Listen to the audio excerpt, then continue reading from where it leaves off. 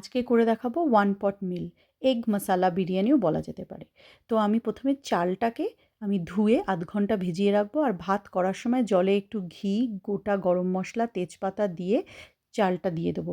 চালটা এমন অবস্থায় থাকবে যেন 80% চালটা হয়েছে, এই অবস্থায় ভাতটাকে নামিয়ে নেব। তারপর কড়াইতে তেল দিয়ে গোটা গরম মশলা, তেজপাতা দিয়ে বড় করে কেটে রাখা আলুগুলো, যেগুলো আমি হাফ সেদ্ধ করে রেখেছি, সেটাকে দিয়ে হালকা করে ভাজবো। তারপর সেখানে কিছু রসুন কুচি, কিছু আদা কুচি দিয়ে কিছুটা নাড়াচাড়া করে, একটা বড় পেঁয়াজ আগে থেকে কেটে রেখেছি সেটাও দিয়ে ভালো করে নাড়াচাড়া করে নুন দেবো, হলুদ দেবো, লঙ্কার গুঁড়ো দেবো, আর একটু বেশি করে বিরিয়ানি মশলা দেবো। দিয়ে ভালো করে কষাবো, ঢেকে ঢেকে রান্না করব। তারপরে এক বাটি মতন গরম জল দিয়ে আবারও ঢেকে কিছুক্ষণ কষাবো।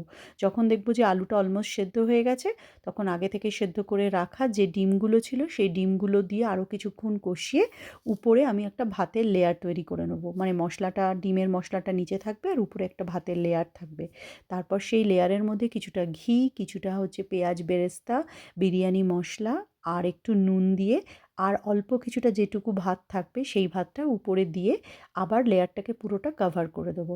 আর তারপরে উপরে কিছুটা কেওড়া জলের মধ্যে আমি একটু ফুড কালার গুলে রেখেছি, সেই ফুড কালারটা উপর থেকে একটু ছড়িয়ে দেবো। দিয়ে মোটামুটি ভালো করে কভার করে, আর ২-৩টে কাঁচা লঙ্কা উপরে দিয়ে দেবো, একটু ঘি দেবো, দিয়ে আমি এটাকে ঢাকা দিয়ে ২০ থেকে ২৫ মিনিট মতন দমে বসিয়ে দেবো। যেহেতু ডিমের খুব একটা সময় লাগে না, মেনলি ভাতটা আর ওই আলুগুলো পুরোপুরি সেদ্ধ হতে যতটুকু সময় লাগবে। তো এই অবস্থায় ঢেকে দিয়ে রেখে দেবো। মোটামুটি ২০-২৫ মিনিট পর আপনার ওয়ান পট মিল বা এগ বিরিয়ানি মশালা যেটাই বলুন, সেটা রেডি। খেতে অস্বাভাবিক ভালো হয়। ২-৩টে রেসিপি করার দরকার নেই। খুব কম টাইমে যদি একটা কিছু সুস্বাদু খেতে ইচ্ছা করে, এটা অবশ্যই ট্রাই করে দেখবেন। আর আমি এটা দই রায়তা দিয়ে সার্ভ করেছি। রেসিপিটা কেমন লাগলো সবাই জানাবেন। ভালো লাগলে একটা লাইক করবেন। Thank you.